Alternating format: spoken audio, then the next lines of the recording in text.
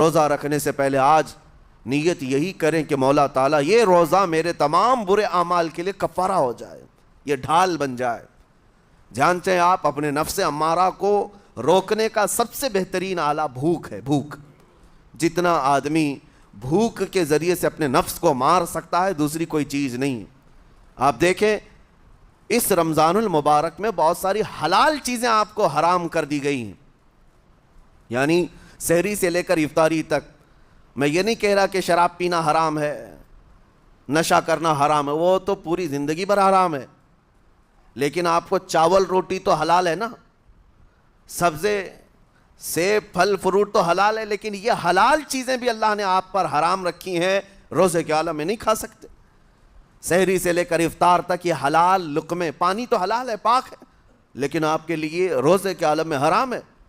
اسی طرح شادی شدہ مرد اپنی عورت کے ساتھ زندگی بھر کبھی بھی جماع کر سکتا ہے، رات میں سو سکتا ہے، لیکن حالت روزہ میں وہ حلال کام بھی حرام ہے۔ حلال کام بھی حرام ہے، اپنی عورت سے جماع کرنا حالت روزہ میں کیوں روکا گیا؟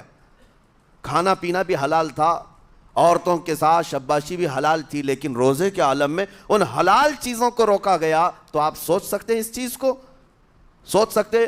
وجہ یہ ہے کہ حلال چیزوں سے آپ کو روک کر بڑے حرام چیزوں سے بچانا مقصود ہے۔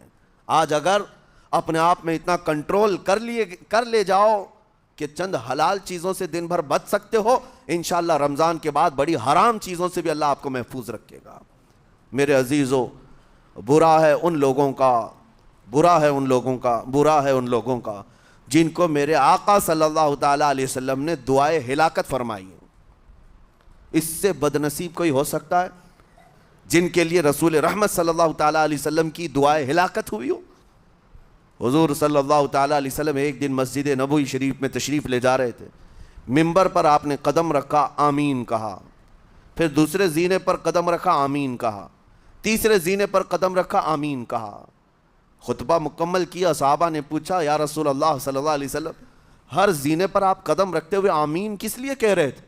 سنو، رسول پاک صلی اللہ علیہ وسلم ارشاد فرماتے ہیں کہ میں جب پہلے زینے پر قدم رکھا تو سید الملائکہ جبرائیل امین آئے اور دعا کرنے لگے۔ کیا دعا کیا؟ یوں کہا، یا رسول اللہ صلی اللہ علیہ وسلم وہ شخص ہلاک و برباد ہو جائے جو آپ کا نام سنے اور پھر اس کے بعد درود نہ بھیجے۔ حضور فرماتے میں نے آمین کہا۔ حضور کا نام سنتے ہی آپ کی زبانوں پر درود آ جانا چاہیے۔ اللہم صلی علی سیدنا محمد وآلہ وصحبہ وبارک وسلم۔